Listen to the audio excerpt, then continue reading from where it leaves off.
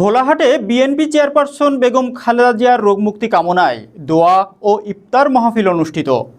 আব্দুল আওয়াল এর পাঠানো তথ্য ও ভিডিও চিত্রে দেখুন বিস্তারিত।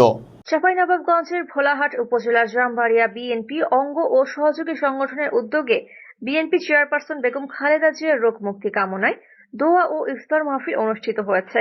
22 মার্চ শনিবার জামবাড়িয়া মাদ্রাসা মাঠে ইফতার পূর্ব আলোচনা সভায় জামবাড়িয়া ইউনিয়ন বিএনপির সাবেক সভাপতি ও বর্তমান চেয়ারম্যান আফাজ উদ্দিন পানু মিয়া এর সভাপতিত্বে প্রধান অতিথি হিসেবে উপস্থিত ছিলেন বিএনপির কেন্দ্রীয় কমিটির শিল্প ও বাণিজ্য বিষয়ক সহ সম্পাদক ও সাবেক সাংসদ আলহাজ আমিনুল ইসলাম।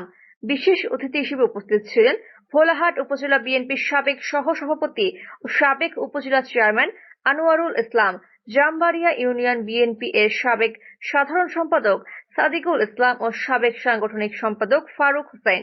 উপস্থিত ছিলেন যুবদল নেতা রেজাউল করিম, স্বেচ্ছাসেবক দল নেতা মুশফিকুল ইসলাম সোহাগ, সাবেক ছাত্রদল নেতা আতাহার আলী ড্যানি। এছাড়া উপজেলা বিএনপি যুবদল, ছাত্রদল, স্বেচ্ছাসেবক দল, কৃষক দল, শ্রমিক দল, মহিলা দল, ওলামা দল সহ বিপুল সংখ্যক নেতাকর্মী ও সমর্থক এবং বিভিন্ন শ্রেণী পেশার বিপুল সংখ্যক লোকজন উপস্থিত ছিলেন। ইউনিয়ন বিএনপির উদ্যোগে এ যাবৎকালের সবচেয়ে বড় এবং জাঁকজমকপূর্ণ ইফতার মাহফিল অনুষ্ঠিত হয়। বিশাল আয়োজনে উপজেলার বিভিন্ন পর্যায়ে প্রায় 2000 নেতাকর্মী অংশগ্রহণ করেন। বিশাল মাঠ জুড়ে কানায় কানায় পরিপূর্ণ নেতাকর্মীদের উপস্থিতি এ যেন এক অনন্য মিলন মেলায় পরিণত হয়েছে।